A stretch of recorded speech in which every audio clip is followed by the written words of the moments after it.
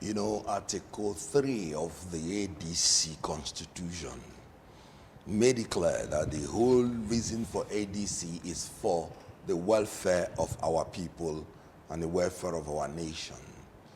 And so whoever is coming into ADC had taken time to go through the Constitution to see the caliber of people that have agreed to associate themselves in ADC, and then to understand that as Nigeria stands today, that is the only option to rescue this country. And you know, Peter Obi has been talking about a new Nigeria, and he got satisfied that ADC is the best option to rescue this nation from the hands of incompetent and corrupt APC. As you can see, even when you were talking to the people that reviewed the papers, there is no good news in front of any paper in Nigeria. Is it that people are being killed in Katsina in their sleep, or massacred in southern Kaduna, being kidnapped, being terrorized, being dehumanized? Nigeria has not had it this bad. ADC is just here to rescue Nigeria. Yeah, we do start. You know, listening to you, reminds me of what every politician says, particularly when election is coming close. Everyone says, my party is the best, our ideology is the best, we've got a solution to problems of Nigeria. We heard that from late Buhari. We heard it from even the Tinubu you're criticizing now, and then we're hearing this again from you. Even the 2020 election during the campaigns of Labour Party, of which you were a part at some point, yes, we also heard all of this. But it looks like it's a different ball game when you get there. So talk is cheap, they say. How would Nigerians or does Peter Obi believe that ADC will be better than the Labour Party, where he also won, handsomely during the election?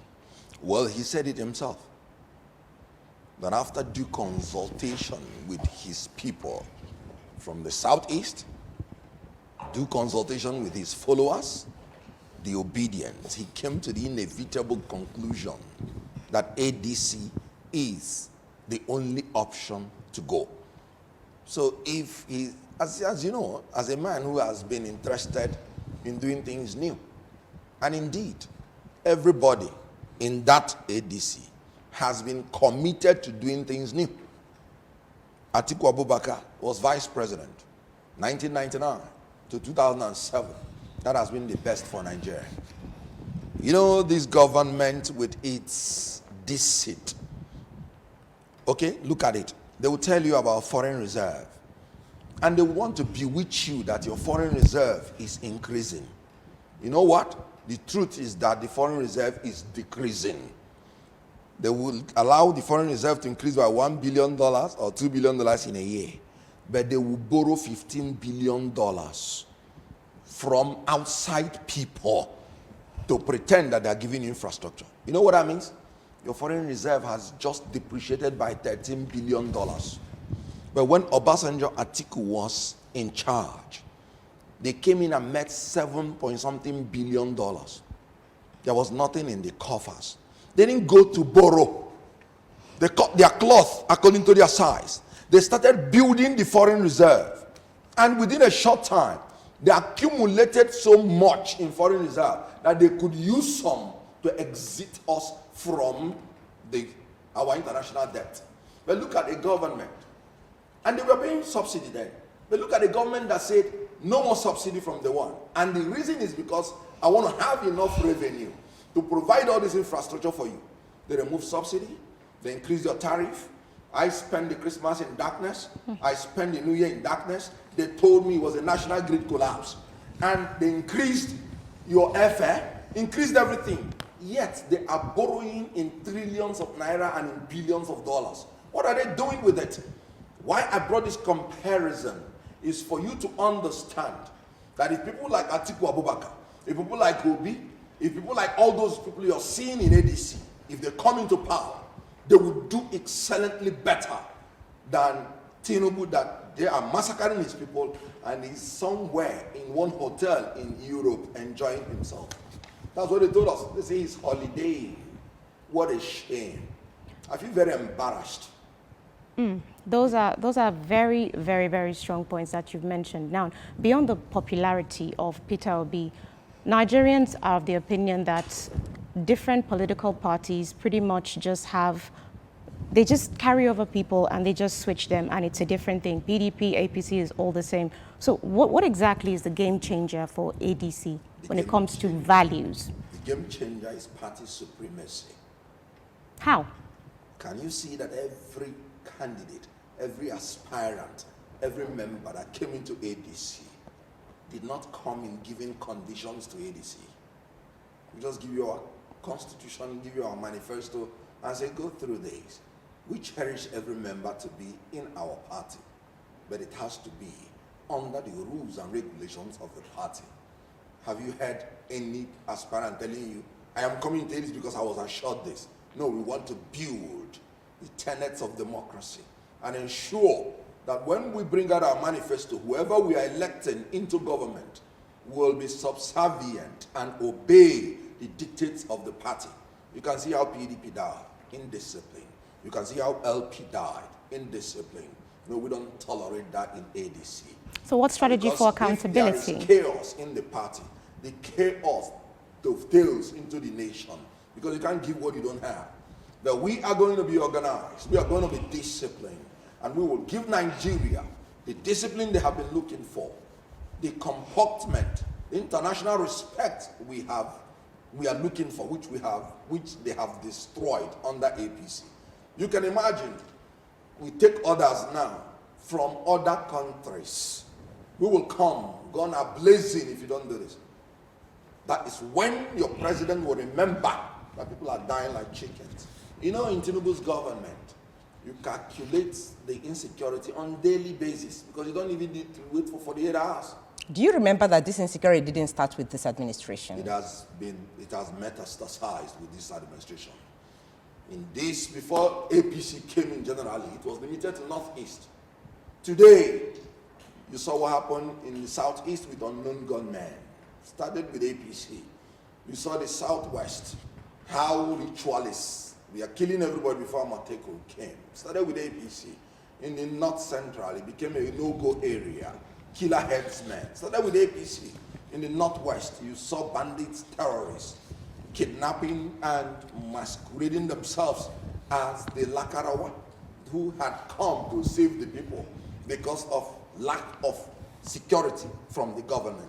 Then the Northeast, that has been the flashpoint before APC came in. Every part of Northeast, nobody can sleep with two eyes closed. So APC is a scourge. We are on a rescue mission, and we have the commensurate capacity in men and materials. Of course, Nigeria has money to deal with all those things. Now, these are we will plan, we will organize, we will direct, we will control our resources optimally and efficiently to bring about the objective that we need in this country, which is the security and welfare of Nigerians. Now, these people you're talking about and the caliber of people you're describing have all moved from one party to the other, including you, from one party to the other, to the other, to the other. Yes. And when you were in the other parties, you were also giving us the same rhetoric. Our party is going to be the best, it's going to save Nigeria and all of that. So if you weren't able to change that issue of not adhering to party supremacy in the parties where you is a decamp, you call it in political space, you decamp from, what guarantee do the people have that you will be able to change if the ADC tries to go that way again, as we have also seen political parties do? Nkole, you talked about changes in parties. The person sitting in front of you is still Kenneth Okonkwo. I have not changed. So I'm talking about myself. My principles have not changed. My personality has not changed. What I am looking in politics, I'm looking for in politics has not changed. And that is why I'm changing parties, because I don't want parties to change me. So if I believed that those people performed, I would still have been in the party with them. You saw when I was in APC, and Tinubu incompetently chose a fellow Muslim to be his vice president against our constitution that said that you must respect our diversity, that the composition of every government and the conduct of affairs of every government must be done in a manner to recognize our diversity, to give everybody sense of belonging, and to ensure that there is no predominance of a certain set of people in the government. Now, you want to tell me I am from Southeast, 99.9% Christians, and you want to exclude me and my people from the presidency with your incompetence. That's unconstitutional and illegal. And I left APC based on that. So I am still who I am, but I cannot submit to the blackmail of incompetent and corrupt leaders. Look at what Tinubu is doing, appointing only people from the Lagos axis, not even Southwest.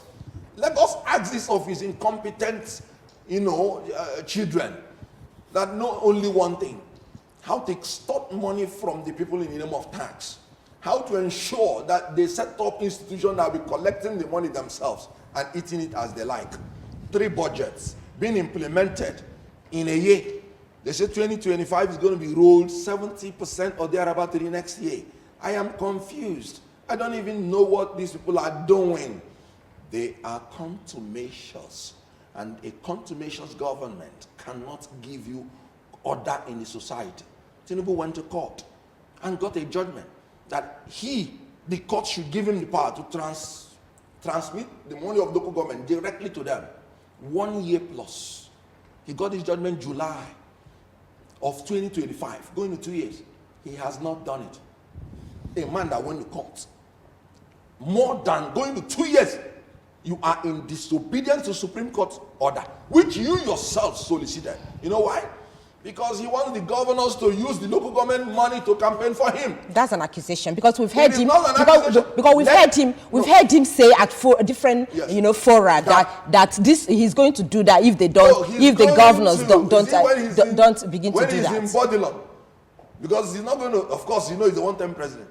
So is it when he's in Bodilon that he will start doing it? Why did he go to court to get such order? Did he tell you he's a one-term president? I'm telling you. And I'm telling him. Okay, let's look at in some of case, even this is 1 term, it's half term. Okay. He has been outside Nigeria for almost a year, if you add it in total. All right.